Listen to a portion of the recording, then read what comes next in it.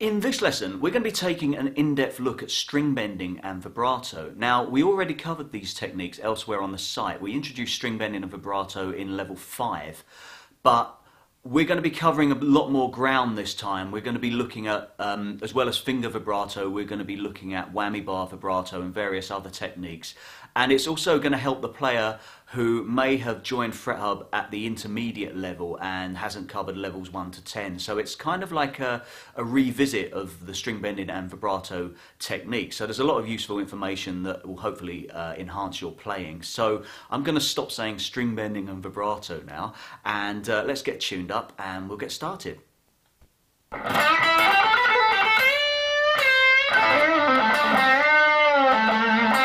So with all these examples, we're going to be using the good old-fashioned A minor pentatonic scale. It's in a nice central position on the neck, lends itself very well to bluesy licks.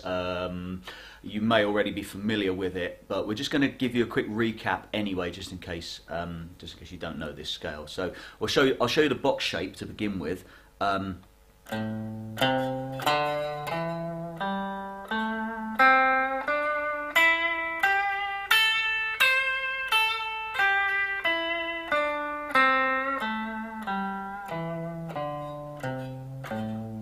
Now, as you may have already noticed, I'm already starting to incorporate some vibrato anyway, but we'll go into the actual technique a bit later. I'm just going to show you the notes. So on the, it's just 2 notes per string. On the low E string, we've got 5, 8.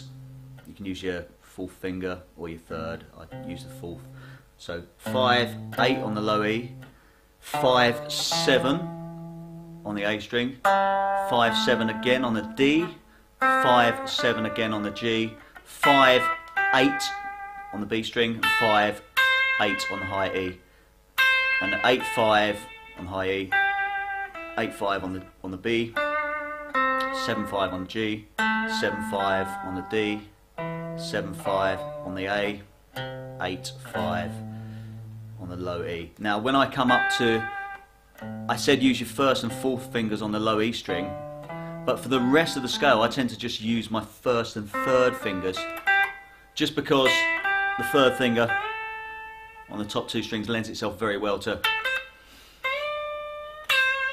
bending, and it's a great finger to apply vibrato with as well.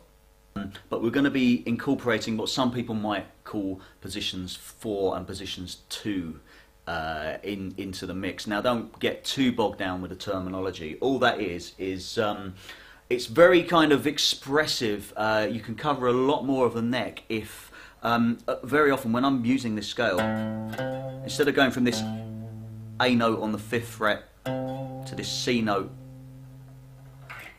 on the 8th fret of the low E string, I will very often play this C note here on the 3rd fret of the A string. Now in order to do that, I start the scale with my 3rd finger. So you get this, it's the same scale, same notes,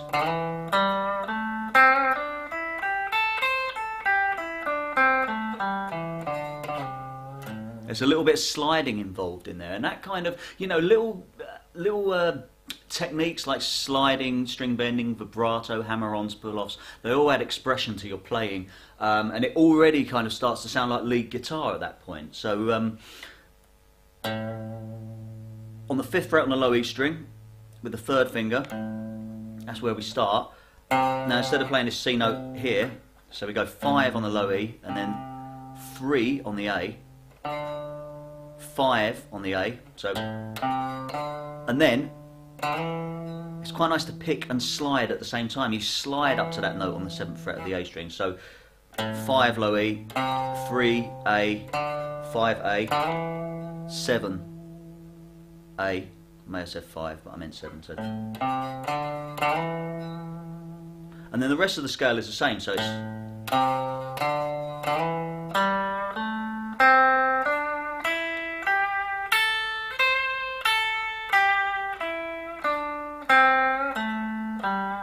on the way down, you find yourself going 7, 5, and then you slide down with the 1st finger to 3. You don't have to do that. You can go you know, you can slide down, you can go 3, sorry, I'm talking in terms of fingers, you could go third, first, third, first, slide with the first, or you could go first, third, third, slide with the third finger.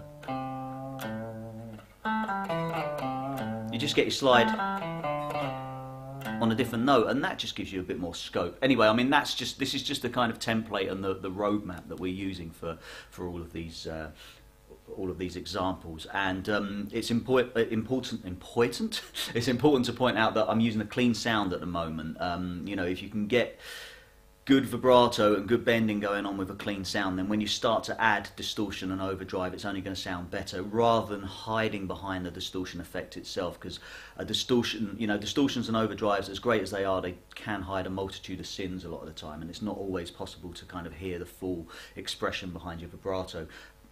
So we're going to be extending this scale even further. We're going into what some people might call position 2 territory of the A minor pentatonic scale. Now, again, if you're lost with that terminology, then don't worry about it. Don't get too bogged down with it. That's just kind of guitar magazine buzzwords and terminology. You know, you don't really need to know. As long as you know the roadmap of it, then you know that's all the information you need. So all that really means is I'm using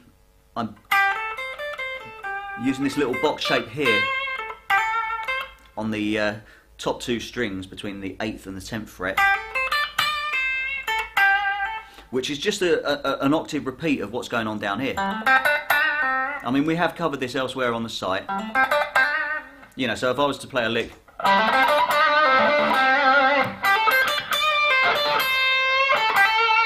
you know, you can play the same thing an octave higher. So what we're doing there, we're going up the scale as we did before, and then when I get to the B string, instead of going on to the high E, so the 8th fret on the B string, I slide up to 10.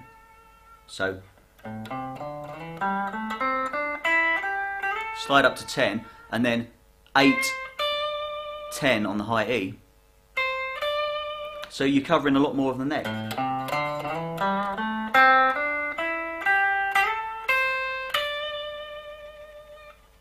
You know, already it sounds a lot more like lead guitar because there's a couple of slides in there.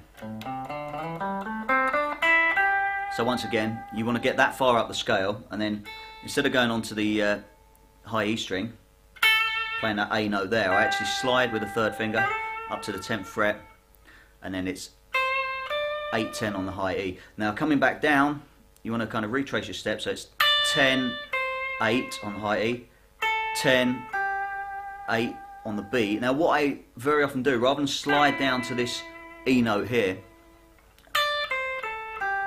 I actually pick it up on the G string on the 9th fret, so it's 10, 8, 10, 8, 9 on the G, 7, slide down to 5. So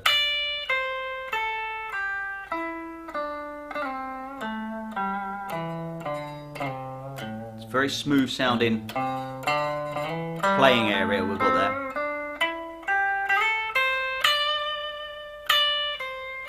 So you might want to practice that on its own for a while. Now, I mean, we're not exclusively using this area, but what I wanted to point out is, rather than be restricted to this box shape, especially when we get into bending, there's a lot more you can do around this area. And it's still, a penta means 5, so a pentatonic scale, you've only got 5 notes. So although we're playing quite a large section of the neck, we're only playing 5 different notes. So we've got A, C, D, E, G. That's our 5 notes, and it repeats A, C, D, E, G, A, C. Or if we're starting down here, it's A, C, D, E, G, A, C, D, E, G, A, C, D. So it's just 5 different notes, but we're covering a whole quite a large area of the neck. Now, it's worth pointing out that vibrato is a very personal technique. I'm not going to teach you to apply vibrato and expect you to do it the way I do it. It's all about, now this is going to sound really corny, but it's all about finding your voice on the guitar, in the same way as singers will have different vibrato. You know, you might have a very someone might have a very shallow vibrato on the guitar or on the voice. or they might have a very kind of wide.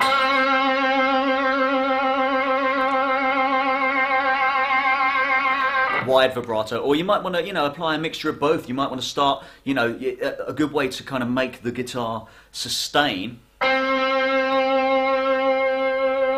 You may not be able to apply shallow vibrato for a very long time, but as that note rings out, the vibrato is going to get wider and a lot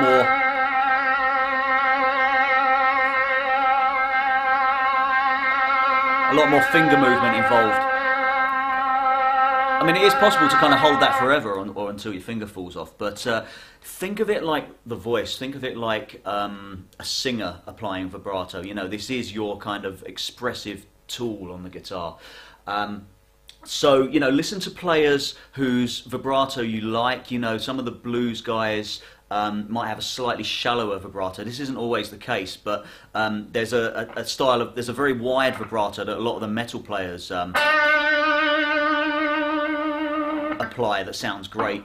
Or you might want to be a bit more subtle about it. And it's all about also, you know, consider picking dynamics as well. How hard you hit the string. It's going to make a difference to your vibrato. Now all I'm doing there is just playing one note. This is a C note on the 5th fret of the G string. So we're going to start with that. Now I'm going to switch to a clean sound because it's important for these things to sound good clean first of all. You know, if it sounds good clean, it's going to sound good with distortion or overdrive. So vibrato is basically we're bending the note sharp, we're bending the note above the note and back to the note, if that makes sense. So what you want to do, you want to get your thumb, you don't really want your thumb right at the back of the neck like that. You want it kind of over the neck, over the top of the neck a little bit. Maybe not all the way. We'll start to add the thumb over the top of the neck when we get into string bending, but for this note definitely,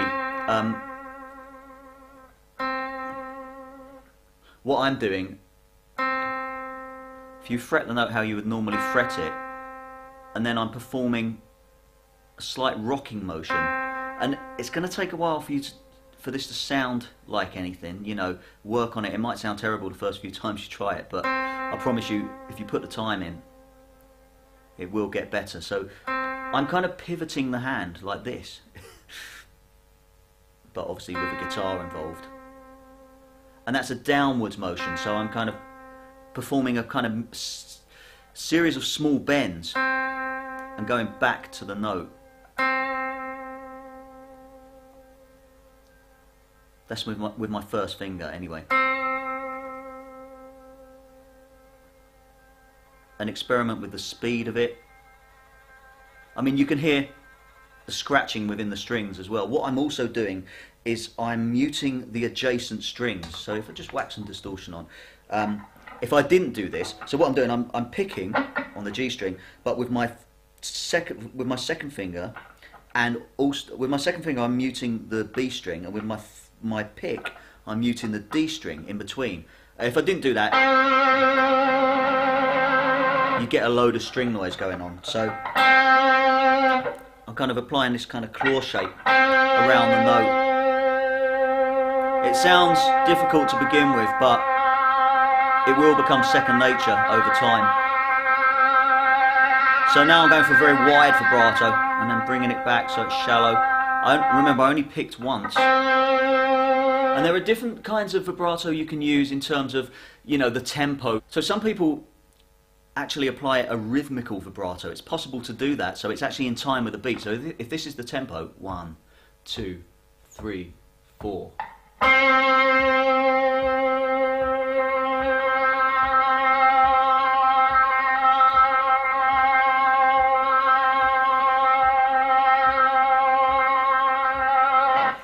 So that's something else to consider. So what we're doing there is, I told you to move the finger down and then back into position. Try it the other way, so you're moving the finger upwards. You get a slightly different sound. And this is important, depending on which string you're playing. Generally, if I'm playing on the G, my vibrato with the first finger is going to be downwards. But I've seen some people apply upwards vibrato. Now that's the first finger. Now on the same string, because we're working within the parameters of this scale, let's play this D note on the 7th fret.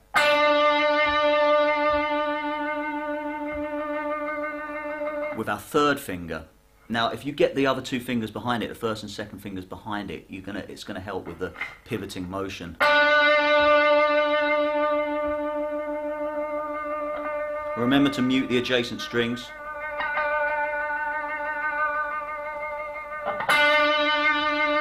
And I'm actually bending upwards now. I say bending, we're not actually doing a full bend, but the vibrato is moving upwards and back to the note. The string itself is moving upwards, should I say. Once you've got that down, try it downwards.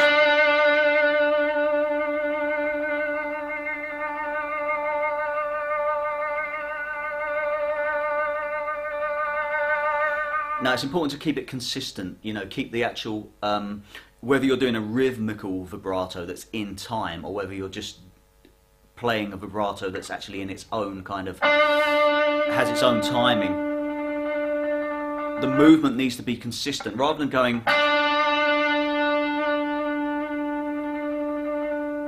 I mean that's going to sound, unless you're doing it for effect, that's going to sound a little bit kind of odd, should we say. But try these with a clean sound. You're not going to get as much sustain, but you can really hear what your fingers are doing with a clean sound. So what we're going to do is just take the A minor pentatonic box shape and just, it's not about speed, we're just going to look at each note individually and apply vibrato to it.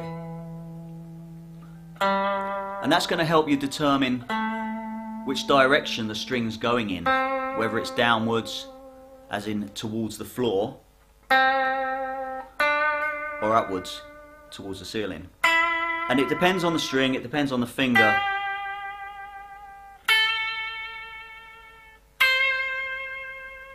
But ultimately it's down to personal preference. So let's start, you should know the scale by now, so let's start on the first note on the 5th fret.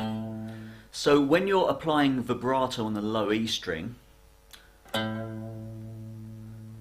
the finger has got nowhere, it's got to be, the direction of the string has got to really be towards the floor and then back to the note rather than towards the ceiling, because obviously you've got nowhere else to go, you know, the string's going to jump off the neck. So really take your time. I say we're working up the scale, but really take your time over each note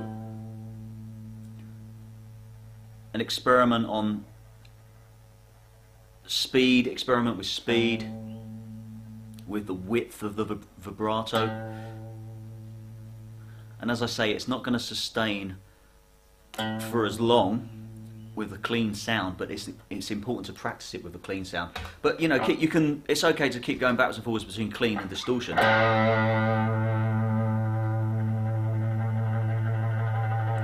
Now when I apply vibrato on the low E string and I'm letting that string ring out, what I do, I take these two fingers, the middle and the the what is that, the second and the third finger of my picking hand, and I just rest them on the A and D strings.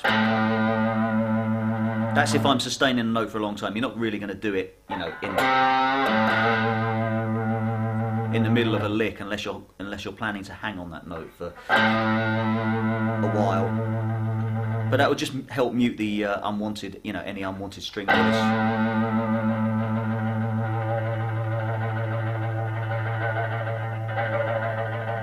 So just experiment with the width and the speed, and just, you know, try and find your own voice, I suppose, your own way of doing it. Now, just going to work on each note.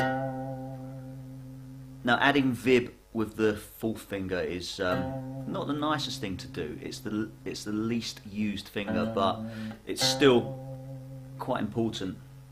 if you're playing within this box shape, or you can just use your third finger. As I say, you're going to be applying vib mainly with your first and third fingers when you're working within the pentatonic scale. Anyway, so, and again, that's going to be a downwards movement. And get your other fingers, your first and second fingers behind it, because that's going to help you pivot. Moving up the scale, again on the A string, this is on the 5th fret, I tend to apply downwards vibrato, as in the string is moving towards the floor. That's our next note on the 7th fret. Really take your time, you know, even if you spend 10 minutes on each note, that's fine, you know. So it's going downwards. The D string's a bit of a grey area for some people. Definitely when I'm applying first finger vibrato on the D string, it's a downwards motion again towards the floor. And again with the third finger on the 7th fret, it tends to go downwards for me rather than upwards. But if you prefer an upwards motion, that's perfectly fine. When I move on to the G string, as we mentioned before,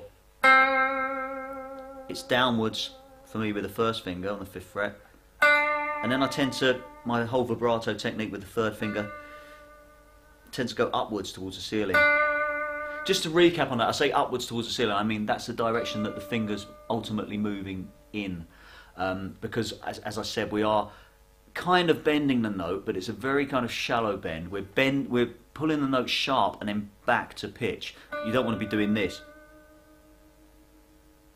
because that's kind of bending the note sharp. You know, you want to definitely hear that note ring out, that D note. But of course, in order to apply vibrato, it's got to go sharp and then back to pitch. And again, you know, you take all the time you need over this. Expect it to sound, expect that it's not going to sound amazing. It might sound amazing the first time, but be patient with it because it will come. So that's the D string covered. On the B string, all my vibrato with the first and the third finger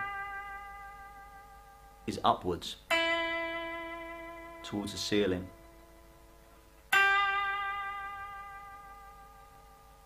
So upwards on the 5th fret with the first finger, and upwards on the 8th fret with the third finger. And again, on the high E string, it's got to be upwards, because if it's downwards, it's going to slip off the neck. But really take your time with this. Don't think of it, it's not a speed exercise. It's all about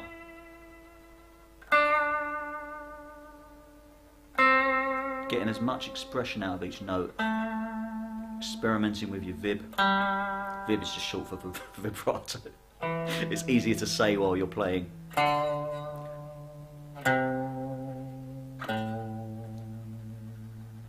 So you might want a vibrato that starts out slow and gets fast, or you might want a vibrato, as I mentioned before, that starts out shallow and goes wide.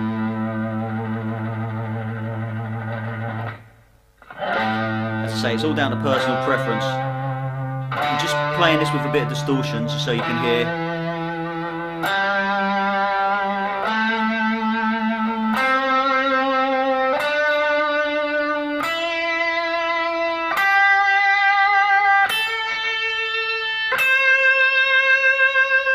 And just to recap, I'm just going to shout out the direction in which the string is going. This is just my personal preference, apart from on the low E and the high E strings, where it kind of has to go down on the low string and up on the high E, otherwise, you know, as I mentioned, you're going to slip off the neck. But so I'm going to say down,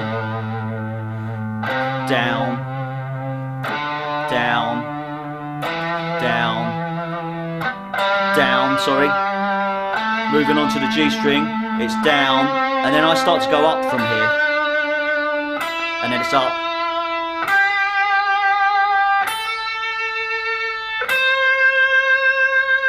I don't know if you heard, but I was experimenting with different, you know, different widths of vibrato, and also Another thing to consider, as I mentioned before, if you're staying on any note, if you're staying on a note for any length of time, mute the adjacent strings using this, I call it a claw motion. It just means that whichever string you're on, so if you're on the D string, for example, the first finger or third finger, I pick the note, and then the pick rests on the A string, and the middle finger rests on the G. So, in other words, the string either side. See what I did there, without thinking, D string vibrato with the third finger on the 7th fret, but my vibrato is going upwards. But it can go downwards as well. So once you've got that down, now experiment with the other scale positions that we used. So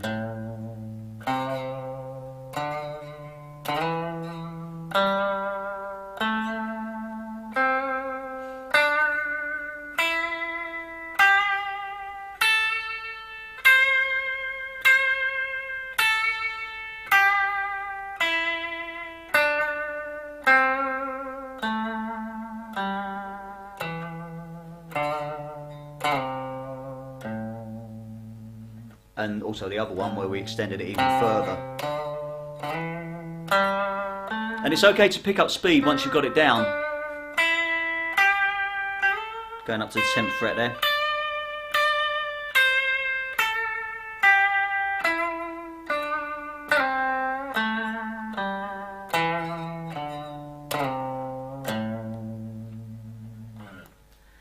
So that's finger vibrato covered. Before we look at string bending, I just wanted to address other types of vibrato.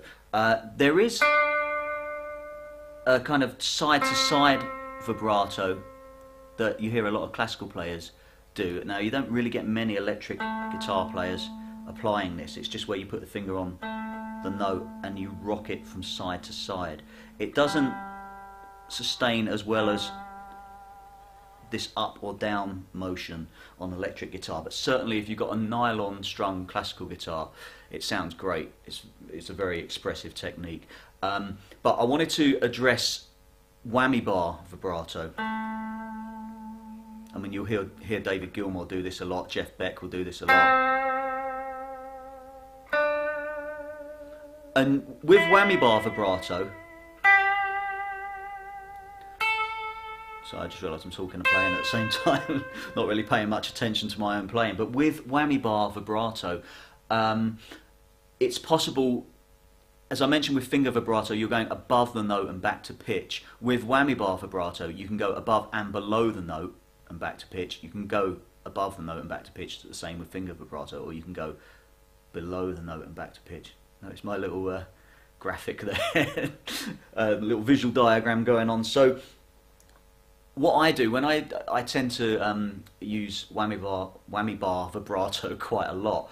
I try and match it with my finger vibrato. So what it's doing, it's a very subtle movement, and I'm actually just pulling the whammy bar up and back to pitch, and I tend to hold it between my third and middle finger on my picking hand.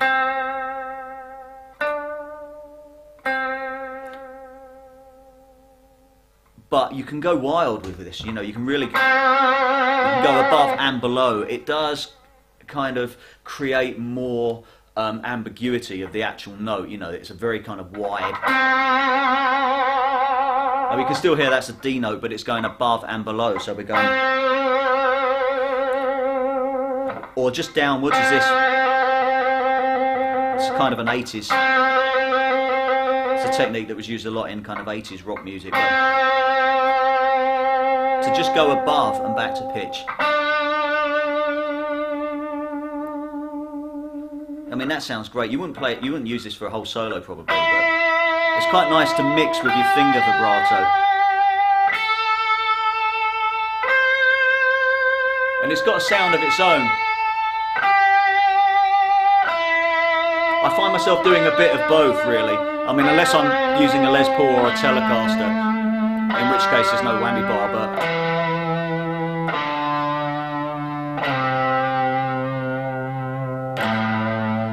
That's worth experimenting with as well, you know, and also experimenting with, you know, the width and the tempo.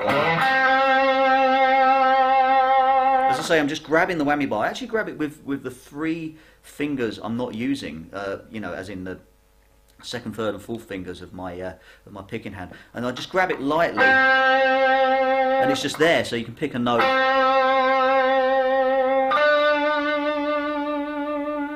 I try and match my finger vibrato as much as possible.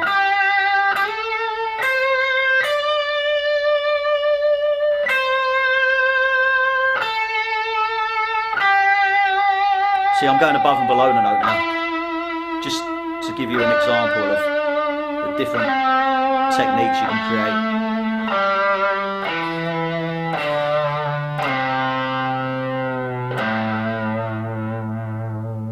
It's possible to do slight bends there, you know, when you kind of go. I mean, this is going out of string bending and vibrato territory, but I just thought I'd throw that in. So if we're going between this C note on the 5th fret of the G string and this A note on the 7th fret of the D string, it's quite nice to go. Almost sounds like a slide guitar. It's not possible to do that with your fingers, you see, because we're going down. Just dip the bar down slightly. You hear Jeff Beck do stuff like that, among other things that he does very well. So that's just worth considering, whammy bar vibrato. You know, experiment with that. If you've got a guitar without a whammy bar, you're probably bored by now, but I just thought I'd throw that in there. So try going up and down the scale, just applying whammy bar vibrato.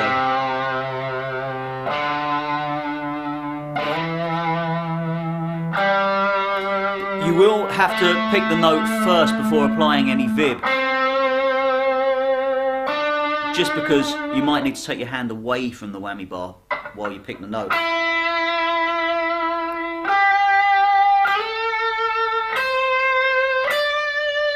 But that's also, you know, quite a good expressive technique. You might have a singer that will sing a note and they won't add vibrato straight away. You know, they'll kind of add it as the note rings out. So don't be afraid to do that. Ultimately, this is all about experimentation anyway. And as I said, finding your voice. But I wanted to point something else out. Now, I don't know if this is common knowledge or just something that I've, an opinion that I've formed through personal experience, but if you're playing in a 2-guitar band and you're playing harmony lines or you're playing notes in unison, it's quite nice to kind of match each other's vibrato in the same way as singers would. You know, so if you're doing backing vocals, it's quite nice to kind of, you might find that you'll naturally match someone else's vibrato.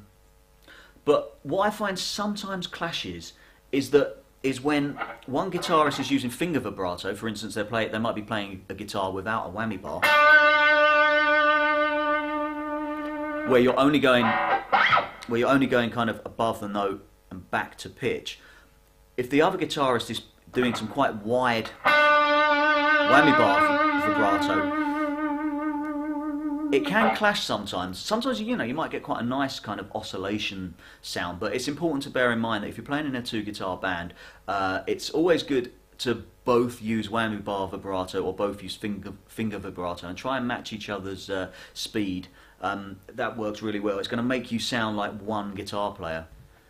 Just as a footnote, something else to consider is that vibrato doesn't just apply to single note things. You can also use whammy bar vibrato, for instance, with chords, just to give it a light chorusing effect, or even a heavy chorusing effect, depending on what you're going for. Or you can scoop up, you know, start with the bar dipped. I mean, this is a whammy bar technique, but, you know, I'm kind of going off the beaten track a little bit, but it's always quite nice. What I'm doing now, I'm just playing an A minor triad. That's with the first finger barred across the top 3 strings on the 5th fret, and just adding some light chorus in with the whammy bar. You know, just want to keep that hand loose, the picking hand.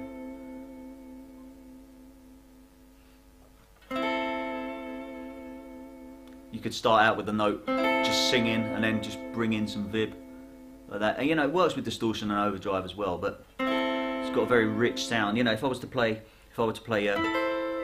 another A minor triad, just in a different inversion. What I've got there, I'll just walk you through that. That's the first finger on the 8th fret on the high E string, second finger on the 10th fret on the B string, and third finger on the 9th fret on the G.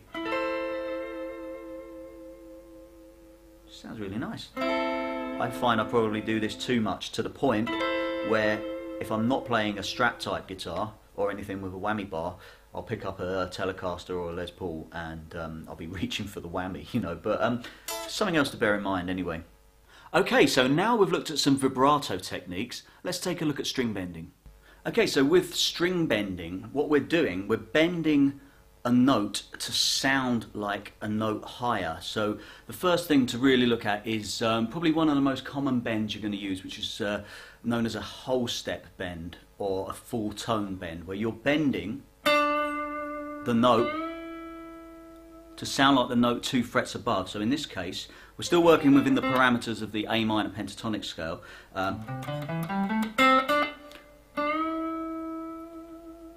I'm bending this D note to sound like an E note 2 frets above.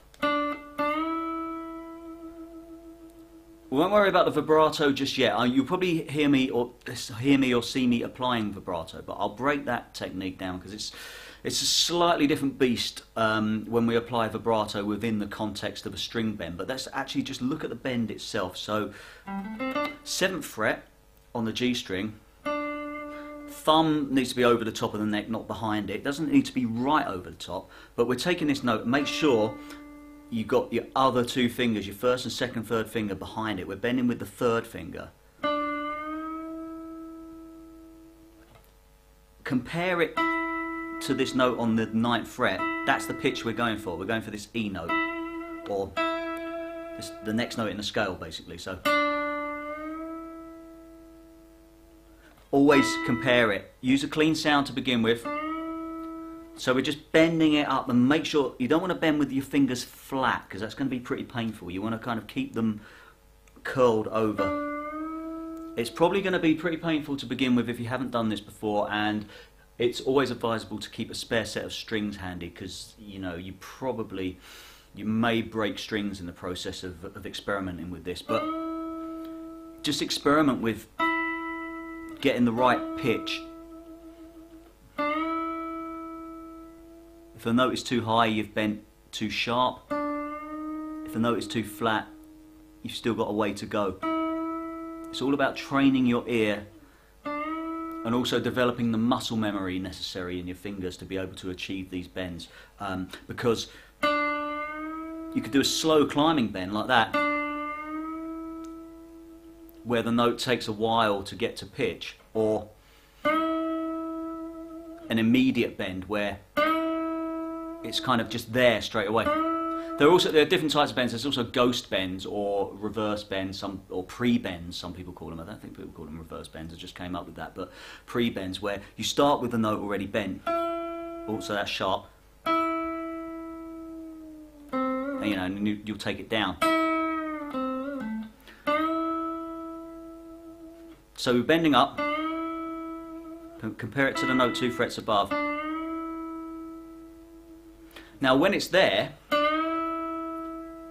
you might want to add some vibrato, and you do this by performing a series of small bends within the bend, the same way as you did with finger vibrato, but you kind of just gently squeezing that string within the bend. And again, be patient. If it sounds horrendous the first few times you do it, even for the first few weeks, you know, just please persevere with this, because I promise you it will come over time and with practice. So I'm doing that with a clean sound, but if I just switch to a bit of distortion. Again, remembering to mute the adjacent strings with the pick and the second finger. And experiment with the vibrato. You know, you can start with a bend. You don't have to bend, and you don't have to apply vibrato to each bend. Again, I keep going back to David Gilmour, but he will do this quite a lot, where he will bend the note. Sometimes not adding vibrato at all, but then sometimes adding it afterwards. It gives it a very vocal-like quality. The other bend that's very popular within this scale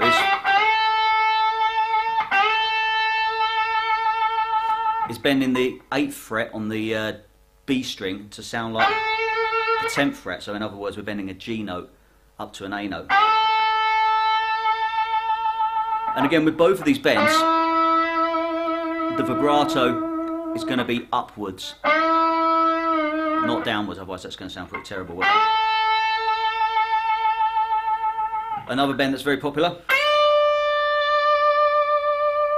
that's we're bending the 8th fret on the high E string up to the 10th fret, or to sound like a note on 10th fret. Mute the adjacent strings, use your 1st and 2nd fingers for support.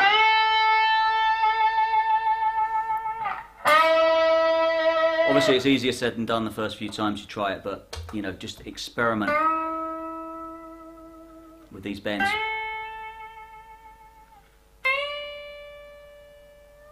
I'm going to show you, I bend that slightly sharp.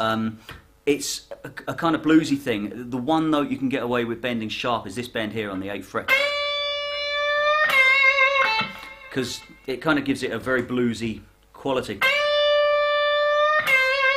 Bend it up to pitch, then you can just tease it, just push it a little bit further. It's not technically correct musically, but blues players do it all the time, and rock players.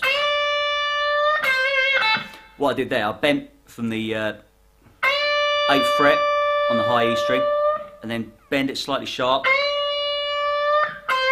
back to the fretted note. I added some vibrato there as well on the 8th fret, and then back to 5 on the high E. So all on the high E string. So it's bend on the 8th, take the bend down to the 8th, add vibrato, and then 5 on the high E. So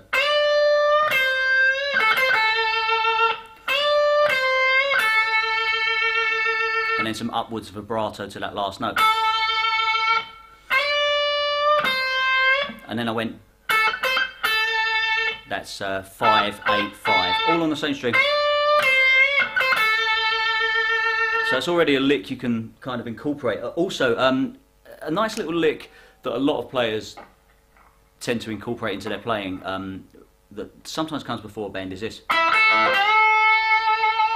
So we're barring the top 2 strings on the 5th fret, and we're going B string, E, back to B. So it doesn't matter if the notes ring into each other, you're just barring it with 1st finger. And then bending 8 on the B string. Then giving it some vibrato. I know I'm throwing a lot of information at you. I'm not expecting you to get this overnight, but it's just more things you can do with this technique. Because it's good to have some licks that you can use. Now, because the space between each note in the pentatonic scale, you've either got 3 frets or 2 frets. Effectively, each note can be bent to the next note within the scale. I've just shown you the whole step bends first of all. I'm going to show you, because I mentioned earlier about this extended scale. What this allows you to do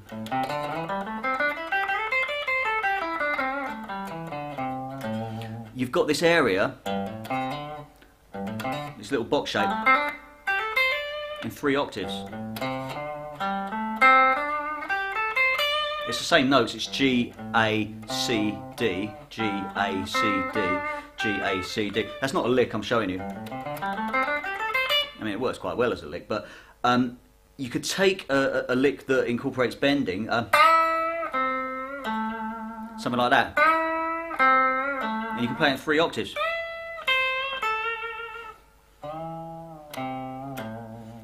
It takes a lot of finger strength to bend the A string there. Especially with these strings, because these are gauge 10 to 52, so it's pretty taxing on the fingers. And again, I will stress that if your fingers hurt, if you find yourself in pain at any point, then stop. I know we always say this, but we don't want you to play through pain. So what I did there, I'll teach you it in the middle octave first. So on the G string, we're bending up a whole step on the 7th fret, and then 5 on the G, and then back to 7 on the D. And experiment with vibrato as well. Just a 3-note lick. What I do also, this C note, it's what's known as a kind of blues note, or blue note, or a microtonal bend, some people might call it, where you're bending, you hit the note and then you bend it slightly sharp. In this case I'm bending it down, and then just cut it off with the last note. Sounds quite expressive.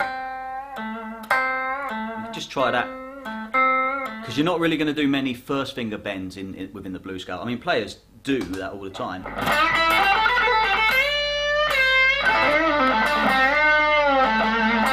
But I wouldn't recommend it straight away bending with the first finger if you haven't done this before. You know, it's good to do third finger bends so you've got your first 2 fingers to support it. So now we've got that down, let's try it up the octave. It's the same notes.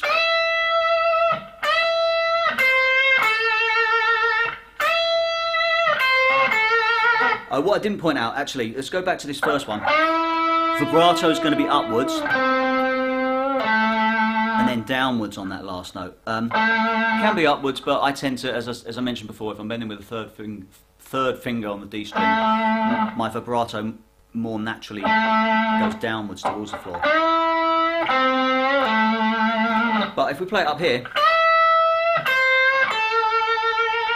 so what we're doing there, we're bending 10 on the high E, bending it up a whole step, adding some vibrato if we get time, and then 8 on the high E. Just want to tease that slightly sharp once you've got the note, gives it a nice bluesy feel. So 10 up a whole step, 8, this is both on the high E, and then 10 on the B string, giving it some upwards vibrato. So just experiment with going between the two.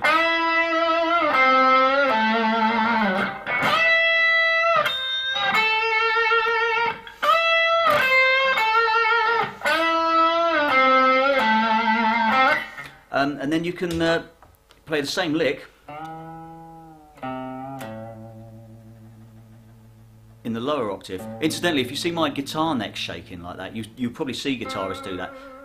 Sometimes, you know, if you're applying quite a wide vibrato, the guitar neck will naturally shake as well. They're not kind of shaking the neck to get the vibrato, but it's just because there's a lot of movement going, you know, involved in the actual bending. But now this is not for the faint-hearted. It's going to be quite an effort to bend this A string, but I'll show you this lick anyway. It's the same lick, just an octave lower than where we started, or 2 octaves lower than this one. So we're bending on the A string, we're bending up a whole step, but you're bending downwards now. If you bend on the lower strings, you've got to really bend downwards, otherwise the finger's going to go off the neck again. So bend down, make sure you've got your first 2 fingers to support it. So this is on the 5th fret on the A string. Bend down, and then 3rd fret on the A string. Again, you can tease that slightly sharp, and then 5th fret on the low E. So that's giving you some licks to play with.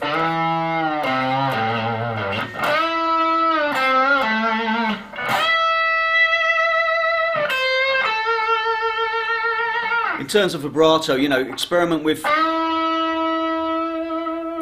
trying to sustain the note for as long as you can. Make sure that you're muting the adjacent strings again with the pick and the 2nd finger.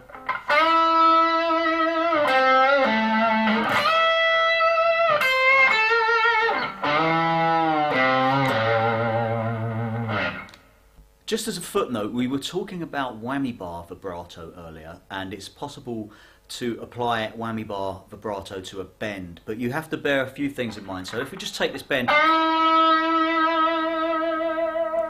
see if you hear there,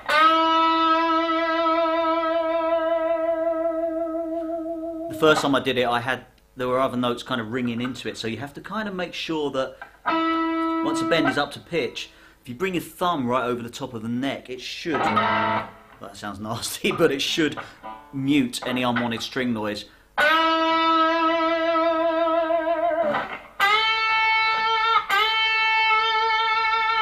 So bear that in mind. So bear in mind that there's a lot more muting involved if you're applying whammy bar vibrato to a bend. So we're going to look at some bigger bends now. As I mentioned earlier, it's as I said, there are 5 notes in the pentatonic scale, and the intervals between the notes are either 3 frets or 2 frets, or a tone and a half or a whole tone. So we're going to look at some bends now, a couple of bends within this framework that we've been working with. We're going to look at some 3 fret bends, or tone and a half, some bigger bends, and it does require more strength in your fingers. I just thought I'd mention that if you're practicing this, if you're watching this video, don't expect to kind of get this over a course of a night. If you've got pain in your fingers, you know, from doing the whole step bends, then take a break, let your fingers harden up, let your fingertips harden up before you tackle the bigger bends. But this is a very common bend. You might hear Jimmy Page do this. Again, I go back to David Gilmour. He uses this a lot of kind of long, wide, big bends. So the bend itself, I'm bending this A note to sound like this C note, which is 3 frets above. So it's the first 2 notes of the pentatonic scale. But I'm playing a whole lick just so you've got some stuff to go away and experiment with. So you just have to compare it. So we're bending with the 3rd finger.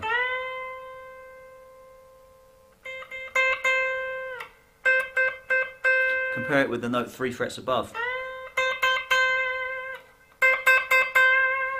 So you're bending an A note up to a C note. Now these are all notes within the pentatonic scale. I did mention that we've got the notes of A, C, D, E and G. So bending an A up to a G, sorry, we're bending an A up to a C. A up to a G would be a pretty wide bend. So that's all it is. I say that's all it is. You know, once you've got the strength down, it's... So we're bending 10 on the B string, up a tone and a half, and then taking it down, and then 8, all on the B string. So 10 bend, 8, and then just hitting 10 twice. So if we kick in some distortion,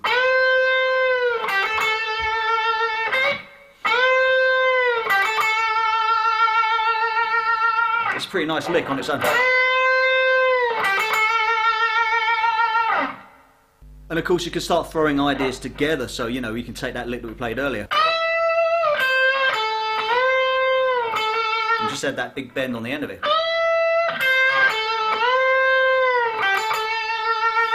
If you're starting to construct solos and put ideas together, then that gives you something to work with. Now I'm not going to show you that last lick in any other octaves, because that would require bending on the D string, which isn't advisable at this point. But another big 3-step bend, I'm going to play it in the context of a lick, is this. There's actually a couple of bends in there, but what the main focus is on bending this E note up a whole step, sorry, up a tone and a half. It's a 3-fret bend. So we're bending this E note on the 12th fret to sound like a G note on the 15th fret. Again, the notes of E and G are within the A minor pentatonic scale. So we're bending. Now, be prepared, or I say be prepared, don't be surprised if you break a string while practicing this, because it's a bit of a killer, and make sure that your fingers are tough enough to do this. It may be worth investing if you've got the money. All my guitars are fitted, or most of my electric guitars are fitted with graphite saddles from Graphtec. They're called string savers, and although they don't completely eliminate string breakage, they massively reduce it. They're graphite saddles. Some people would argue that they affect the tone, but I actually think they provide more sustain, and I wouldn't go on stage without them, because I'm a diva. No, I wouldn't. You know, I wouldn't feel confident going on stage without them in the event that I break strings, because they do massively reduce it. Having said that, watch me break a string now. But that's the whole lick. Very bluesy lick, kind of reminiscent of Jimmy Page. So the main thing we're doing, I'll just clean the sound up. We're bending the 12th fret on the high E. You can bend and then just tease it up to that G. That's kind of a stylistic thing, but you hear that? It's not quite there. So you can bend up less than a tone and a half, and then kind of tease it up there so it kind of gets there in the end. It sounds pretty cool. So, and then so let's bend 12 up a tone and a half, and then we've got a chromatic run down. This note here isn't actually in the scale, but it's a passing tone. So we go 12, 11, 10. And then, so it's bend up a tone and a half on the high E string on the 12th fret, and then 12, 11, 10, it's all on the high E, and then we go onto the B string and we go, that's 13 B, and bend it slightly sharp. It doesn't actually get there, but you kind of tease it up. It's another blues note. Finishing off on 10 on the B string, of course. This whole lick takes place on 2 strings. So play it again slowly. Giving it some vibrato at the end. Again, I just.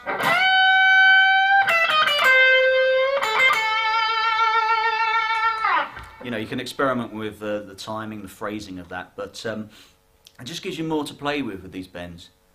So the last lick we looked at, we can play it in a lower octave.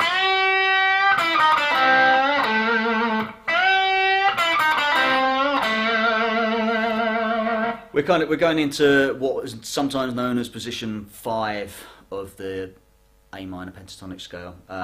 So it's this position. Again, that is covered elsewhere on the site, that position. But what we're interested in here is if we bend the 5th fret on the B string up a tone and a half, sound like this G note, and then the chromatic passing phrase again, which is 5, 4, 3 on the B. So bend and then 5, 4, 3, and then that's 5 on the G string. Again, just tease that slightly sharp, and then down to 2 on the G string. Again, if you know your octaves, then if you play this phrase exactly 12 frets above, so starting on the 17th fret, you've got the same lick as we had earlier. It's the same notes, it's just on different strings in a different position, so it's kind of it's got a slightly warmer sound to it. This is quite harsh, but you know, sometimes harsh is good.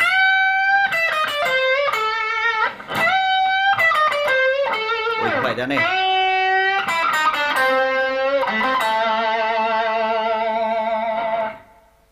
When you really start experimenting with string bending, you'll realise if you know your scales, it's possible to bend any note to the next note in the scale, regardless of whether the interval is 1 fret, 2 frets, 3 frets. I mean, there are some wild bends you can do as well, but obviously I wouldn't say tackle those early on. You know, they do require a lot of strength in your fingers. But one thing we haven't addressed is semitone bends, or where you're just bending 1 fret. Half-step bends, as they're also known. The reason we haven't addressed that is because there aren't any available in the minor pentatonic scale. But if we add notes to the scale, I'm going to refer to modes now, but again, if you get lost on this terminology, then don't worry about it at this point. Just know that it is covered elsewhere in the site. But I'm actually borrowing a couple of notes from the major scale, but they also work in the Dorian mode, Dorian and Mixolydian mode. Now, again, if that sounds like gibberish to you, don't worry about it. But within the framework of this box shape, I'm going to add notes to the 7th fret on the high E string and on the B string. So we've got this.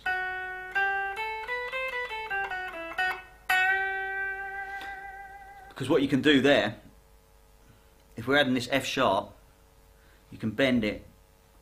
Let's look at this first one first. So if we're adding an F sharp note to the scale, just take the delay off there, you can bend it up to a G, so you can bend it up half a step, and it sounds pretty cool. It kind of works over dominant 7 chords, it works over a blues, you know, it works over minor chords if you're playing within the Dorian mode. Now again, ignore that if I've lost you at any point.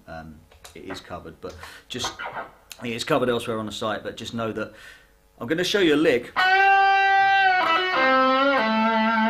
like that that's got a half step bend in it. So we look at the bend on its own to begin with. So what we're doing, we're bending the 7th fret on the B string, and we're bending it up to sound like the note 1 fret above, so it's going to involve less effort with your fingers. So you're probably wondering why I didn't show you this first of all. I wanted to show you the whole tone bends first of all because they're the most common in a kind of bluesy, blues rock, even metal kind of context, because of the nature of the pentatonic scale and the fact that it's such a popular and commonly used scale.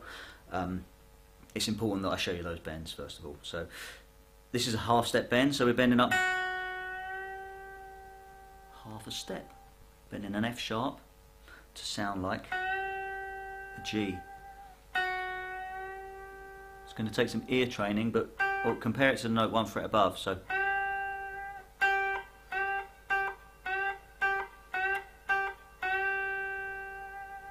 but it sounds quite cheeky. So this was the lick. So we're bending up 7, half a step on the B string, bringing it down, and then we go 5, hammer on to 7. It's all on the B, and then 5 on the G string. Tease that slightly sharp like we did with the previous lick. Not the previous lick, but the lick we looked at earlier. And then just finish it with that A note on the 7th fret of the D string. Just cut it off like that. So it's really effective sounding.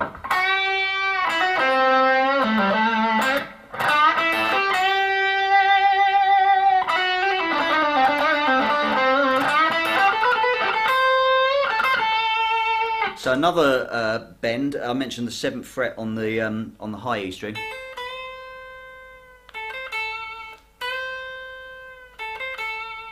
Something like that, you know, so you bend up all on the high E string, bend up half a step on the 7th fret. See, that was slightly sharp, so you want to compare it to the note 1 fret above. Experiment with the vibrato as well. That's all I did, so I bend 7, release, and then 5, 8, 5, all on the high E, vibrato on the last note. And that sounds pretty cool.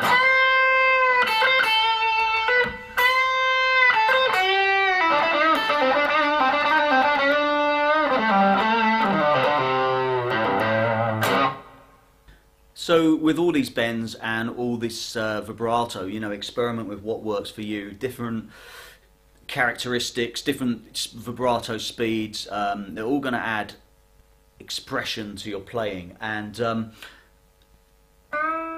experiment with slow rising bends.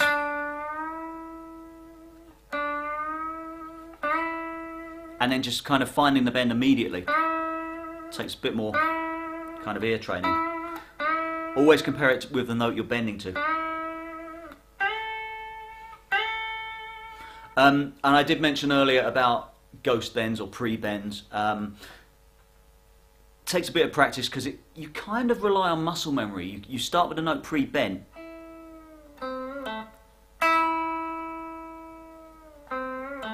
That's a nice little lick. Again, just a 3-note lick. So start with a note pre-bent. It's going to take some practice to actually make sure it's not too sharp or too flat. But even if it is, it's over pretty quickly anyway. So start with a note pre-bent. This is on the 7th fret on the G string. So, and then hit it, release it, and then we want to go 5 G, and then 7 D. So again, it's you start with a note pre-bent on the 7th fret of the G string. Hit it, release it, and then 5 G, and then 7 D. Put that little cheeky microtonal bend in there. That works really well.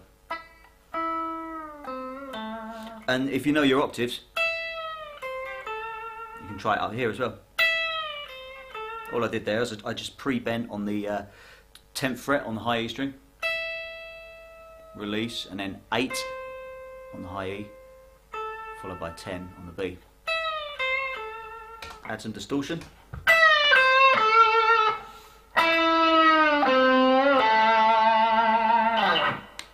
So there you go, string bending and vibrato revisited, or rebooted as people are saying these days. Now I hope you've found some valuable stuff there.